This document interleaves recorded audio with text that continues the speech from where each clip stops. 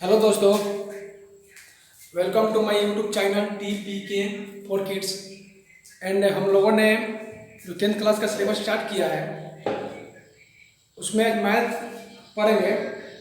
हम लोगों ने मैथ में 1.3 तक कवर कर लिया है, कंप्लीट कर दिया है। एंड उसके आगे 1.4 की आज शुरुआत होगी। आई थिंक आज 1.4 में कुछ अच्छी चीज़ है तो उसको और हमने अपने तरफ से भी कुछ एफर्ट डाला है इस वीडियो में, तो आप लोग देखें। जो 10th के अलावा सीनियर बच्चे वो भी देखे इसको। इसमें परिमेय संख्या के बारे में कुछ दिया हुआ है जिसको मैंने अच्छे से पढ़ाऊंगा। तो चलिए शुरू करते हैं एक्सरसाइज। ये 1.4 है मैथ का 10th क्लास का, ठीक है। तो हम लोग देर नहीं करते हैं, शुरू करते हैं। पहला क्वेश्चन क्या बोल रहा है इसमें, देखिए। तो जो पढ़ रहे हैं बच्चे घर पे वो बुक निकाल के बैठे हैं, ऐसे नहीं कि बैठ के सो के वीडियो देख रहे हैं। मैं पहले भी बोल चुका हूँ ये बात, तभी कुछ फायदा हो पाएगा, ठीक है। तो पहला क्वेश्चन है कि बिना लंबे विभाजन प्रक्रिया किए बताइए कि निम्नलिखित परिमेय संख्याओं के दशमलव प्रसार शांत है या अशांत आवर्ती, ठीक है। तो हमको 12 से भाग नहीं करना है, बस बताना है कि शांत है या अशांत है। क्या होता है, सपोज कीजिए कि यहाँ पे 3 है ना। अगर 3 में हम 7 से भाग दें तो कितना आएगा पता नहीं, जितना भी है। और इसी 3 में अगर 10 से भाग दें तो ये गारंटी है कि 3.0 हो जाएगा, यानी ये शांत हो जाएगा ना। अगर 37 है और 37 में हम 100 से भाग दें तो क्या हो जाएगा, ये 0.37 हो जाएगा, यानी ये भी शांत है ना। तो इसी ट्रिक को हम इस पर अप्लाई करेंगे। देखिए तो पहला क्वेश्चन क्या है। पहला क्वेश्चन है 13/3125। अब 3125 को आप अभाज्य गुणनखंड निकाल लीजिए, एक गुणनखंड निकाल लीजिए जो भी है, ठीक है। तो यहाँ पे लिखते हैं हम 3125 और इसके गुणनखंड निकालते हैं। तो 5 से जाएगा ये 6 × 30, ठीक है। 5 से लाया 1, इसमें कितना हो गया 12। 5 दूना 10, हासिल कितना आया 2, कितना बन गया ये 25, 5 यहाँ 25, यहाँ आएगा 5, ठीक है। आगे बढ़ते हैं। फिर 5 से जाएगा ये एक बार, 5 से कम 5, हासिल आया 1, कितना हो गया 12। 5 दूना 10, हासिल आया 2, कितना हो गया ये 25, 5 यहाँ 25, 125 हो गया। फिर 5 से करेंगे तो कितना आएगा, ये सबको पता है 25 आएगा, 25 25 125। फिर 5 से करेंगे तो यह आएगा 5, यानी हमको नीचे 10 मंगाना है लेकिन केवल 5 ही है। कितने मारे 1 2 3 4 5, 13 बाई 5 की पावर 5 लिख सकते हैं यहाँ पे, कोई दिक्कत नहीं है। हमको मंगाना कितना है 10 मंगाना है। तो हम देखिए, तो मान लीजिए में 4 है और बाटा में 5 है ना। तो हम चाहे तो नीचे ऊपर किसी भी संख्या से गुना कर सकते हैं, बशर्ते वो समान होना चाहिए। तो 2 से करें दोनों में करें 2 से, 3 से करें तो दोनों में 3 से करें, यानी किसी भी संख्या से नीचे ऊपर गुना कर सकते हैं। कट कर फिर ये काम हो जाएंगे तो कोई उसका वैल्यू नहीं बनता है। तो हमको इसको 10 मंगाना है या 10 का कोई गुणांक मंगाना है, गुणज मंगाना है। तो हम क्या करेंगे, इसमें 2 से गुना कर देंगे, इसमें भी 2 से गुना कर दीजिए, ठीक है। अगर हम 2 से गुना कर देते हैं इसमें तो क्या होगा, ये 10 का गुणज हो जाएगा। और जब नीचे 10 का कोई गुणज हो जाए तो क्या होता है, संख्या शांत हो जाती है। हम लोगों ने यहाँ पे देखा है, ठीक है। तो ये क्या होगा, अब ये शांत हो गया, शांत हो जाना, यानी कह सकते हैं हम कि इसकी जो दशमलव प्रसार होगी वो शांत होगी, शांत होगी दशमलव प्रसार। अच्छा, पहचानेंगे कैसे दशमलव प्रसार किसका शांत होगा। तो कोई भी संख्या हो जो भिन्न के रूप में हो, है ना। इसे सेकंड देखते हैं। फर्स्ट तो हो गया ये 17/8। 17/8 शॉर्ट ट्रिक ये है कि हम केवल हर जिसका 2 और 5 है या 2 और 5 में से कोई एक है, चाहे कोई एक, जैसे यहाँ पे केवल 5 आया था ना, तो हम 2 अपनी तरफ से लगा देंगे। यहाँ पे केवल 2 आएगा, 17/2 के पावर 3, 2 दूना 4, 4 दूना 8। आया ना, तो हम 5 अपनी तरफ से डाल सकते हैं, इसमें कोई दिक्कत नहीं डालने में, तो ये भी शांत हो जाएगा। हो जाएगा। कहने का मतलब ये है कि 2 और 5 आए, नहीं तो या तो 2 आए या तो 5 आए। अगर इसके अलावा कोई भी संख्या आता है उसके हर में, तो वह संख्या शांत नहीं होगी। जैसे में एक दिया है यहाँ पे देखिए, तो 7 नंबर क्वेश्चन 129 बटा 2 के पावर कितना है, 2 के पावर 2, 5 के पावर 7 और 7 के पावर 5, 5 के पावर 7 और 7 के पावर 5। तो इसमें 2 है 5 है, लेकिन एक अलग से भी 7 है, तो ये शांत नहीं होगा। अरे समझ में, ये शांत नहीं होगा। क्यों नहीं होगा? क्योंकि इसमें 7 भी है, इसलिए शांत नहीं होगा।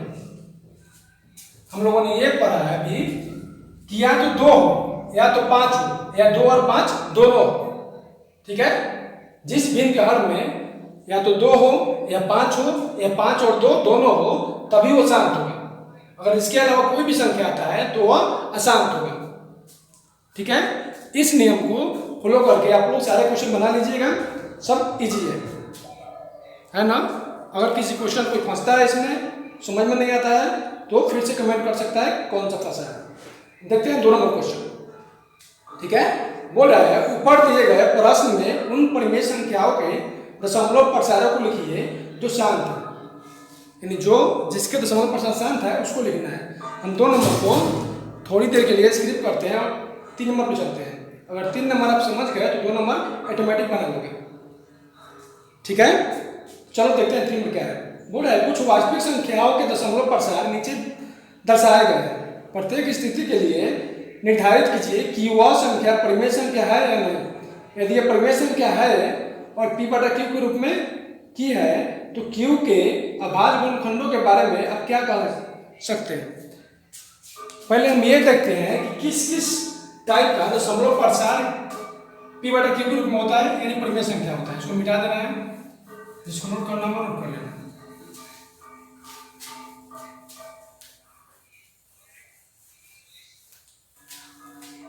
ध्यान से समझिए, सारे चैप्टर बहुत इजी है, समझ लोगे ऑटोमेटिक बन जाएगा खुद से, किसी की हेल्प की आवश्यकता नहीं पड़ेगी।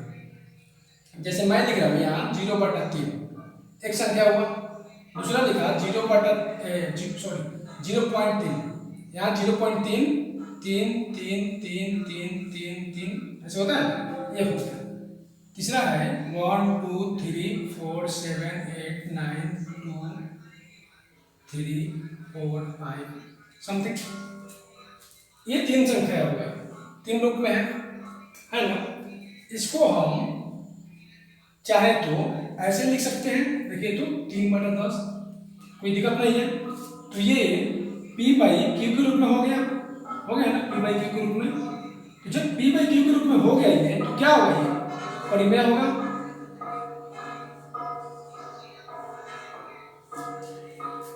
परिमेय होगा ना। दूसरा संख्या है 0.33333, ये आता जाएगा 3 हम चाहे तो इसको हटा सकते हैं, यहां से यहां तक पूरा हटा सकते हैं ना। इसके बदले में 0.3 पर रेकरिंग देना पड़ेगा या बार देना पड़ेगा ना। कुछ लोग ये पढ़ चुके होंगे कि अगर बार का दशमलव हटाते हैं हम, तो क्या करते हैं, इसको बट्टे में 9 देते हैं। तो जो लोग नहीं पढ़े हैं तो पढ़ लें कि अगर बार है किसी अंक पर और उसका दशमलव हटाना हो या भिन्न के रूप में लिखना हो, तो हम बट्टे में 9 लिखते हैं। ठीक है, तो ये भी p/q के रूप में हो गया ना, ये p/q के रूप में हो गया बराबर p/q। तो ये भी परिमेय संख्या हुआ। अब हमको ये तीसरी संख्या लेना है। क्या हम तीसरी संख्या को छोटा कर सकते हैं? नहीं कर सकते हैं, नहीं कर सकते हैं।